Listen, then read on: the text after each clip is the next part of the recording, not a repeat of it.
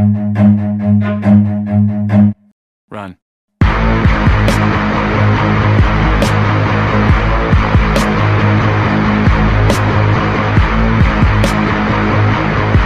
Well, welcome everyone to On the Run. This is the second episode of On the Run, and last week we got about a little bit over 800 page views for the first episode. So thank you for that. Thank you for supporting, and we'll continue this segment as long as you guys keep watching it and you guys keep liking it. You've got some casual Andrew today. I don't have any meetings today, so I'm not in the suit. So I just thought I'd wear something a little bit more casual. So that's something a little bit different. And I am coming to you from Melbourne, lovely Melbourne. And of course, last week it was Malaysia. So now it's Melbourne. And before that, well, let's forget about the one night in Singapore. It was Macau. So M, which is all very interesting.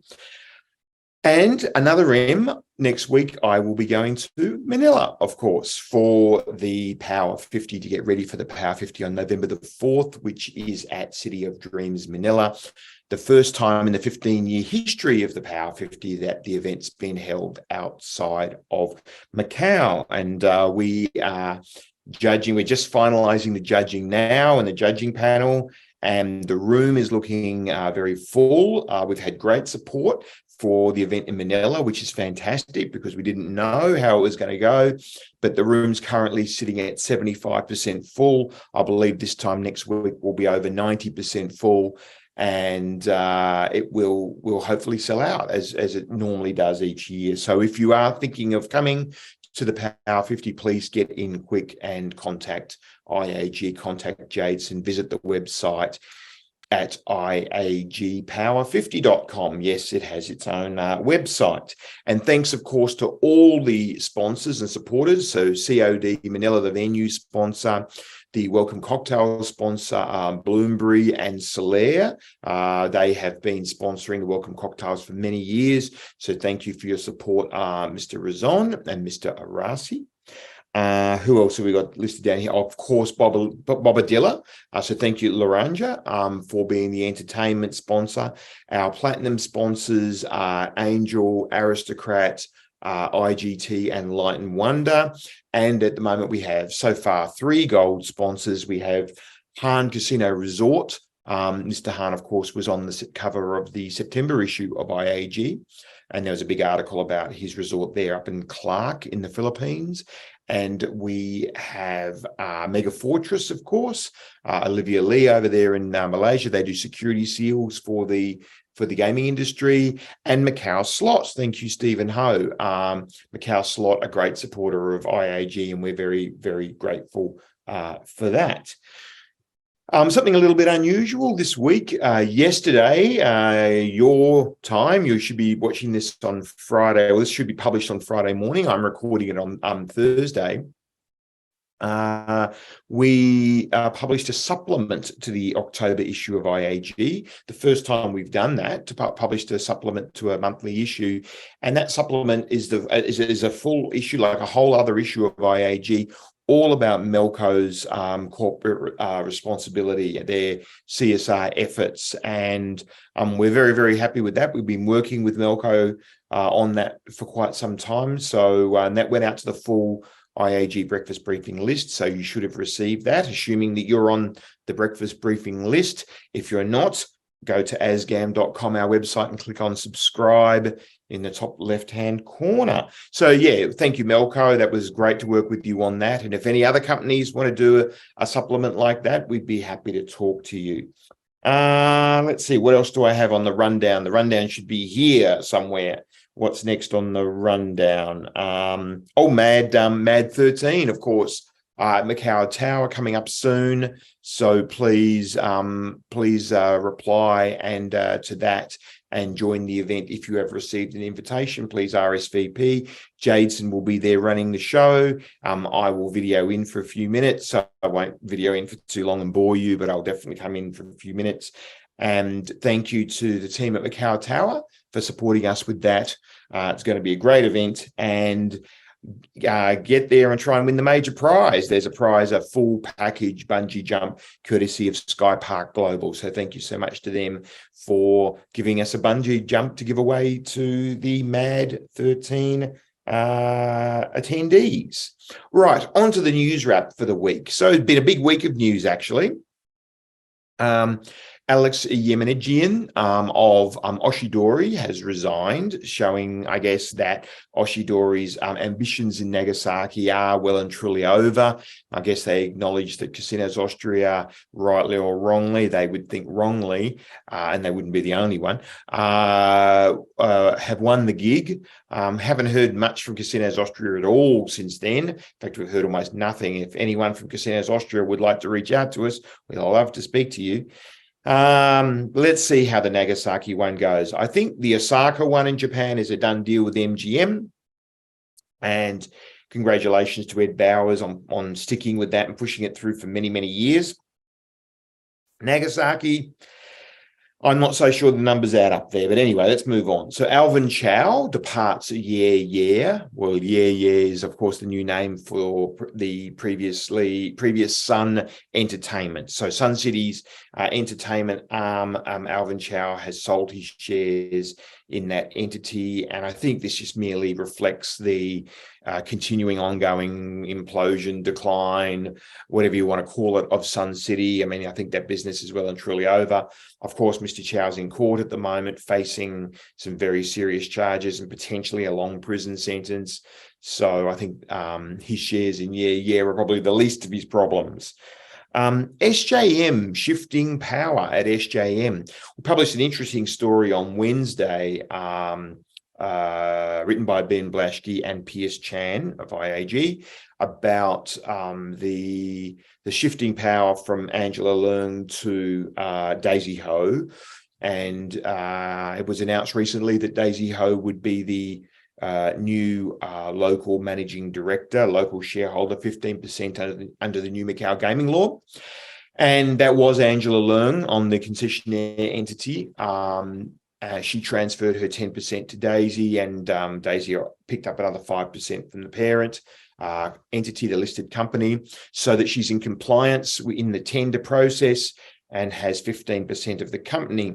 Now, I think that's interesting, and all the media reported that.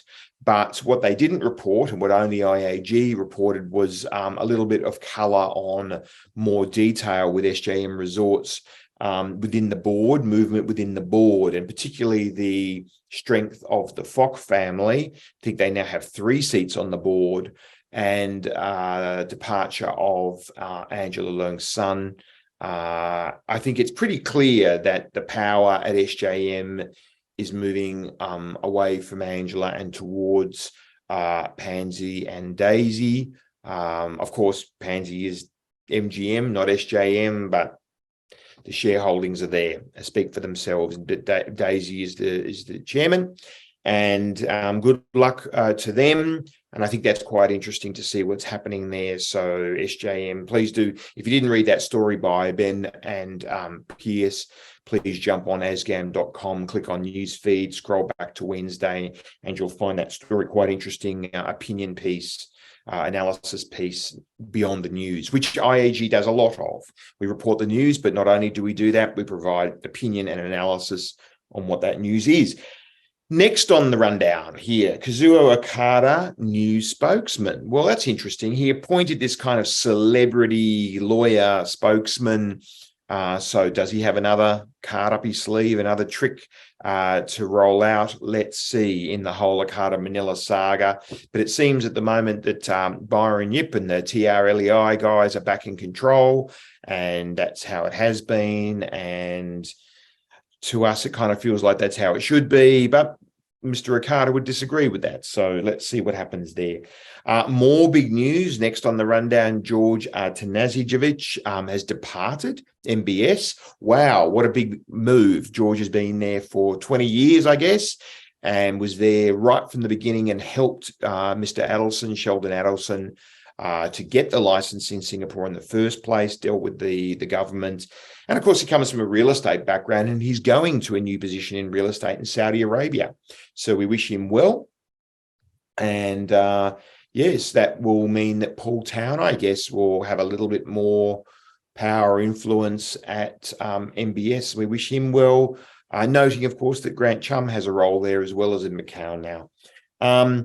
More interesting news than the last 24, 48 hours, Philippines is not, repeat, not on the Chinese blacklist, according to the Philippines, the Chinese embassy in the Philippines. We had Senate President Migs Zubiri come out and say that Philippines is on the blacklist because of Pogo, but then immediately the Chinese embassy came out and said, no, that's not true, and emphasized the good relations between China and the Philippines, and that tourism is an important part of that, and was at great pains to highlight that Philippines is not on the blacklist. So I think we would probably trust the Chinese embassy in the Philippines, given that that list is out of China. So very interesting. Perhaps we'll see some changes in the share price now that that news is out. Macau government wants the tenderers in the retendering process to increase their spending. Surprise, surprise. Well, of course they do. They want those people those concessionaires to spend as much as they possibly can. But it doesn't surprise me one iota that the concessionaires are not spending what the government would want. First of all, they're all losing money hand over fist, given the situation, the COVID zero policy, given the lack of tourism in Macau, plus given a host of other hurdles that the Macau government has put in front of those 6 concessionaires, and requiring them to continue to hire staff they don't need, and a whole bunch of other stuff. So I guess it's more of the same. Macau government demanding yet more from the concessionaires, and I think at some point pretty soon the concessionaires are going to start pushing back, and who could blame them? So that's surprising news.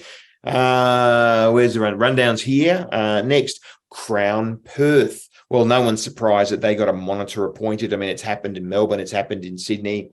So yet another Australian casino found to have issues, have suitability issues, and to have a government monitor appointed to oversee their road back to redemption, hopefully. So the Australian industry is in a real mess there, and we need to see that be resolved. And actually, as I mentioned, I'm in Melbourne, and I had a coffee just this week with a certain very formerly Macau senior executive who now has a big role in Melbourne. I think you probably all know who I'm talking about, and that was great to do, have a quick catch up and a coffee. And I took the opportunity to walk around the Crown Casino gaming floor in Melbourne. Looks good, looks nice. It was pretty empty, but it was early morning, so that doesn't surprise me at all.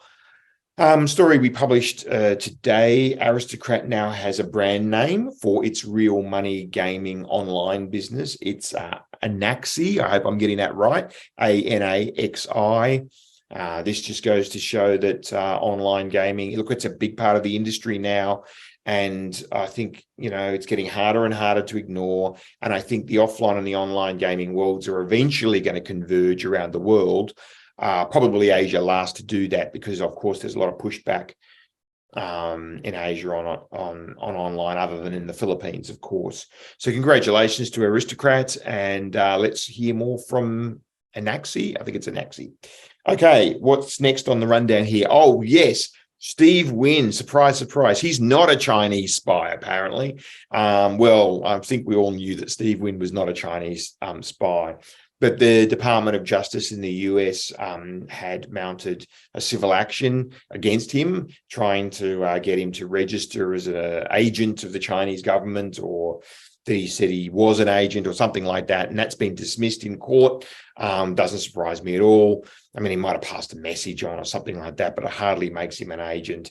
And I think anybody who knows Steve Wynn would know that his ideology is not with the Chinese government, not necessarily against the Chinese government, but he's hardly a Chinese spy, that's for sure. We saw Moody's downgrade Naga We published that story yesterday, I think today. Moody's downgrades Naga based upon the collapse of the junket industry in Asia and on the fact that they've got some debt maturing and a slower ramp up. Let's see. I think a lot of the Chinese that gamble at Naga are actually local based in Cambodia.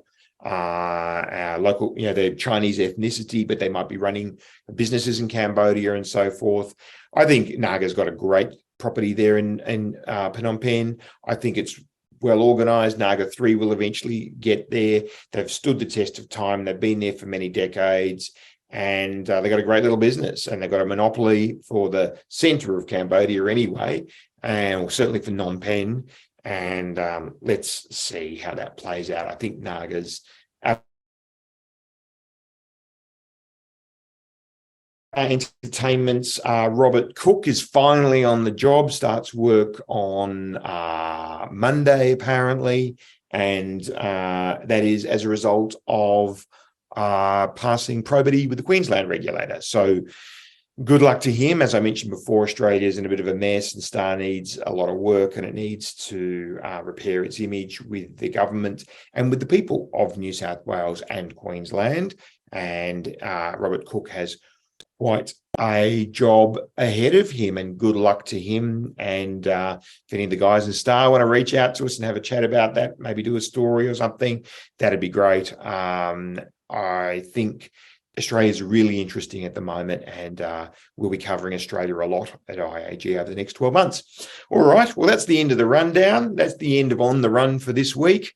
I will be on this time next week. I will be on the run to Manila, and but I'll still record an episode and get that to you.